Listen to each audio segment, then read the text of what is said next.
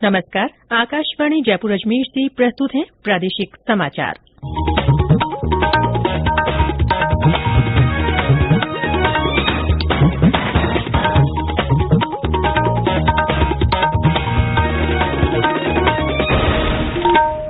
मुख्य समाचार।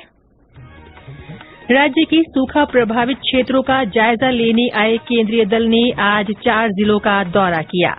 प्रदेश में कोरोना का असर कम होने के बाद आज से सभी पाबंदियां हटी।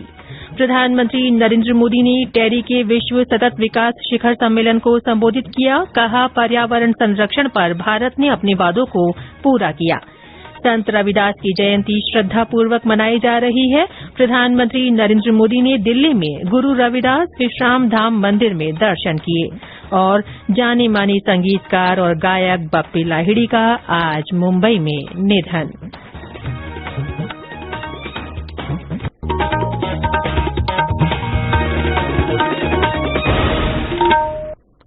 समाचारों के साथ मैं रितिका गुप्ता। और अब समाचार विस्तार से। राज्य के सूखा प्रभावित क्षेत्रों का जायजा लेने आए केंद्र सरकार के अंतर मंत्रालयिक दल के सदस्यों ने आज 4 जिलों का दौरा किया। 11 सदस्यीय दल की 4 टीमों ने अलग अलग जिलों का दौरा किया। दल के सदस्यों ने जैसलमेर में जनप्रतिनिधियों और अधिकारियों से चर्चा कर सूखे के कारण खरीफ फसल को हुए नुकसान की जानकारी ली। जैसलमेर जिला कलेक्टर प्रतिभा सिंह ने दल को बताया कि जिले के 859 में से 628 गांव अभावग्रस्त घोषित किए गए हैं।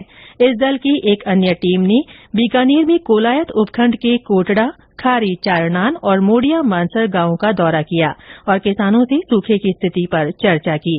मोडिया मानसर गांव के किसान हाजी खान ने अधिकारियों को अपनी समस्या बताई।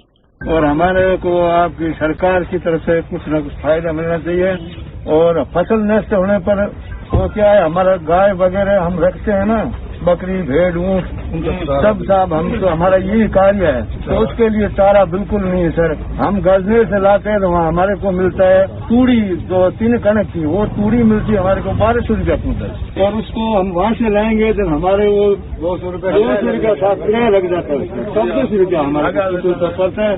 हम पशुधन को हम कहीं है कि उसका पालन पोषण कर नहीं सकते। हमारे को सरकार की तरफ से कुछ न कुछ फायदा मिले। दल के सदस्यों ने सिरोही विधानसभा क्षेत्र के विभिन्न गांवों का दौरा किया और हालात का जायजा लिया। इस दौरान विधायक संयम लोढ़ा और जिला कलेक्टर डॉ भंवरलाल भी मौजूद रहे। उधर पाली जिला प्रशासन ने टीम को सूखे से हुए नुकसान के बारे में जानकारी दी। इसके बाद उन्होंने पाली और सुमेरपुर ब्लॉक के 4 गांवों का दौरा किया। दल कल जोधपुर, बाड़मेर, चूरू और जालौर जिलों का दौरा करेगा। प्रदेश में कोरोना की तीसरी लहर का असर कम होने के बाद सरकार ने आज से सभी पाबंदियों को हटा लिया है।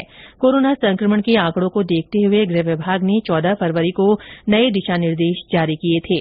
आज से शहरी और ग्रामीण क्षेत्रों के 5वीं कक्षा तक के सभी स्कूल भी खुल गए। गृह विभाग के आदेशों के मुताबिक शादियों और अन्य समारोह में शामिल होने वाले लोगों की संख्या सीमा समाप्त कर दी गई है। सभी club, restaurant, hotel, gym, cinema और मल्टीप्लेक्स अब 100% क्षमता से चल सकेंगे। धार्मिक स्थलों की पाबंदी भी समाप्त हो गई है। विदेशों से आने वाले यात्रियों को एयरपोर्ट पर RT-PCR जांच कराना अनिवार्य होगा। जांच रिपोर्ट नेगेटिव आने तक संबंधित यात्री को 7 दिन के लिए संस्थागत या होम क्वारंटीन किया जाएगा।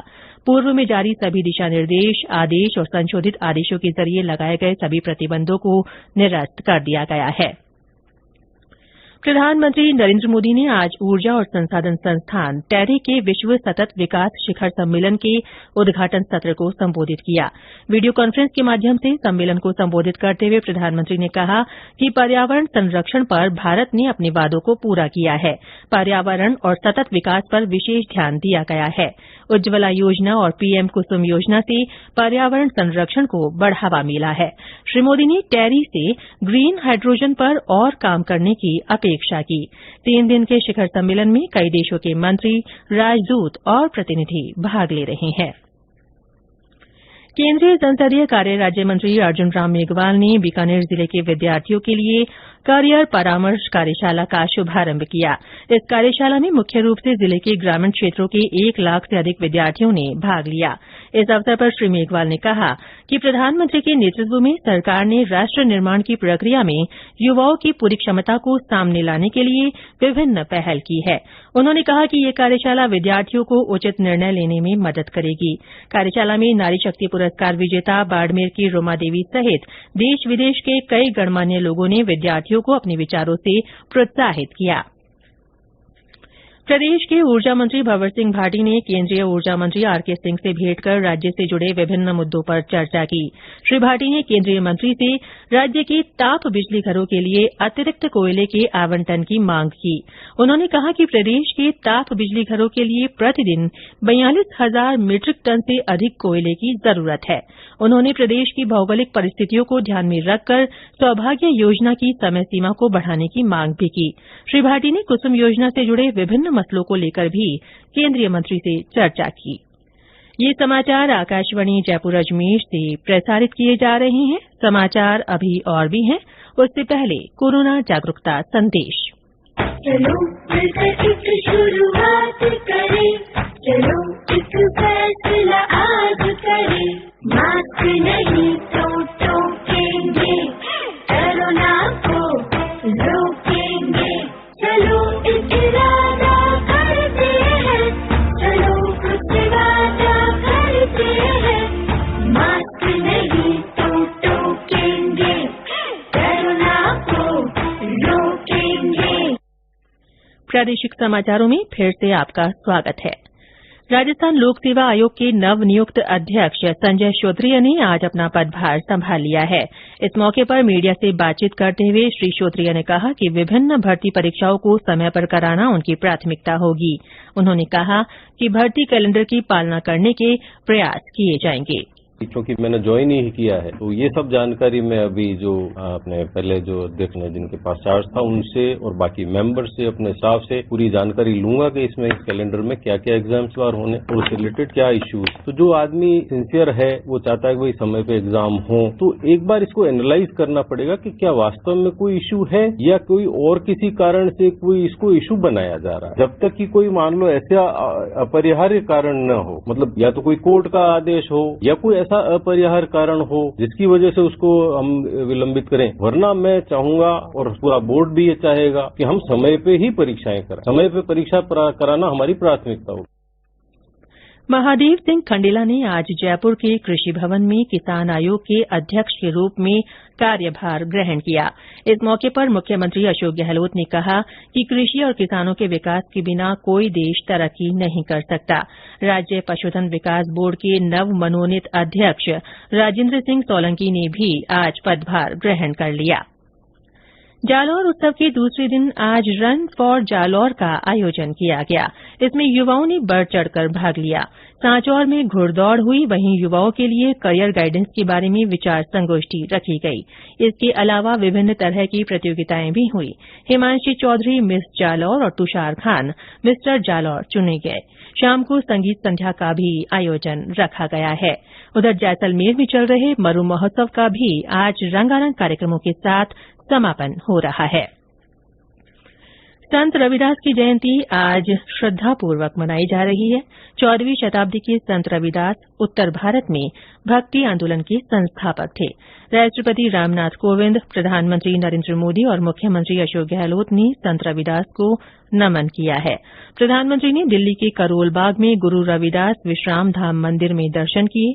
उन्होंने शबद कीर्तन में भाग लिया और लोगों के कल्याण के लिए प्रार्थना की। ट्वीट संदेश में श्री मोदी ने कहा था कि जिस तरह से गुरु रविदास ने समाज से जात पात और छुआछूत जैसी कुरीतियों को खत्म करने के लिए अपना जीवन समर्पित कर दिया, उससे सभी को प्रेरणा मिलती है। राज्य में भी रविदास जयंती पर कार्यक्रमों का आयोजन हुआ। स्वतंत्रता सेनानी मूलचंद पारीक की 14वीं पुण्यतिथि के अवसर पर आज बीकानेर में श्रद्धांजलि अर्पित की गई।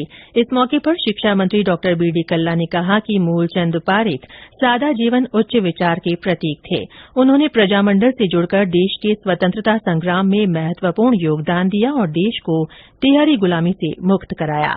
वे खादी और सहकारिता आंदोलन से जुड़े रहे और हाथ से काम करने वालों को रोजगार प्रदान कर संबल दिया। जाने माने संगीतकार और गायक बप्पी लाहिड़ी का आज मुंबई के अस्पताल में निधन हो गया। वे 69 वर्ष के थे। बप्पी लाहिड़ी कई मशहूर गीतों के लिए लोकप्रिय रहे। उन्होंने 1970-1980 के दशक में चलते चलते, डिस्को डांसर और शराबी जैसी फिल्मों में संगीत दिया। भंकाज शीर्षक से उनका अंतिम फिल्मी गीत 2020 में आई फिल्म बागी 3 में शामिल था। प्रधानमंत्री ने ट्वीट कर कहा कि बप्पी लाहिड़ी का संगीत मंत्रमुग्ध करने वाला है।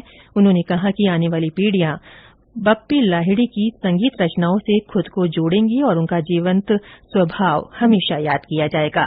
बप्पी लाहिड़ी का अंतिम संस्कार कल किया जाएगा। इस बीच देशभर की विभिन्न राजनीतिक हस्तियों और फिल्म जगत ने बप्पी लाहिड़ी के निधन पर दुख व्यक्त किया है। फाल्गुन का महीना शुरू होने में एक दिन बचा है, लेकिन रात में सर्दी के तेवर बने हुए हैं। दिन में अब ठंड से राहत मिलने लगी है।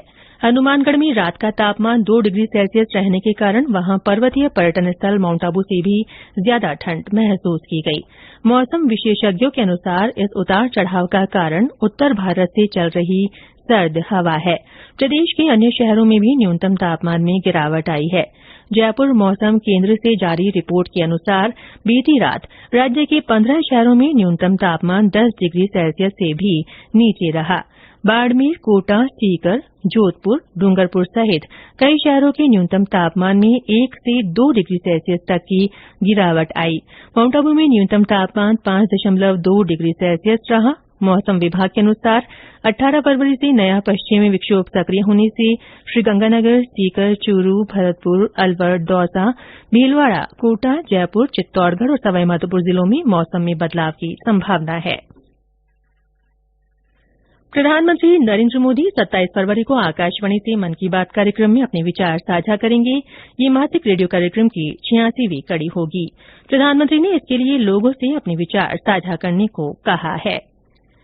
नीति आयोग फोन पे के सहयोग से फिनटेक ओपन हैकाथॉन शुरू कर रहा है। हैकाथॉन पूरे देश के नवाचारों, डिजिटल निर्माताओं और डेवलपर्स को सोचने, विचार करने और कोडिंग का अवसर प्रदान करेगा। आयोजन के लिए पंजीकरण की अंतिम तारीख 23 फरवरी है। और अंत में मुख्य समाचार एक बार फिर। राज्य के सूखा प्रभावित क्षेत्रों का जायजा लेने आए केंद्रीय दल ने आज 4 जिलों का दौरा किया। प्रदेश में कोरोना का असर कम होने के बाद आज से सभी पाबंदियां हट गई हैं। प्रधानमंत्री नरेंद्र मोदी ने टेरी के विश्व सतत विकास शिखर सम्मेलन को संबोधित किया। उन्होंने कहा कि पर्यावरण संरक्षण पर भारत ने अपने वादों को पूरा किया है। संत रविदास की जयंती श्रद्धापूर्वक मनाई जा रही है। प्रधानमंत्री नरेंद्र मोदी ने दिल्ली में गुरु रविदास विश्राम धाम मंदिर में दर्शन किए। और जाने माने संगीतकार और गायक बप्पी लाहिड़ी का आज मुंबई में निधन हो गया है। इसी के साथ प्रादेशिक समाचार बुलेटिन समाप्त हुआ। नमस्कार।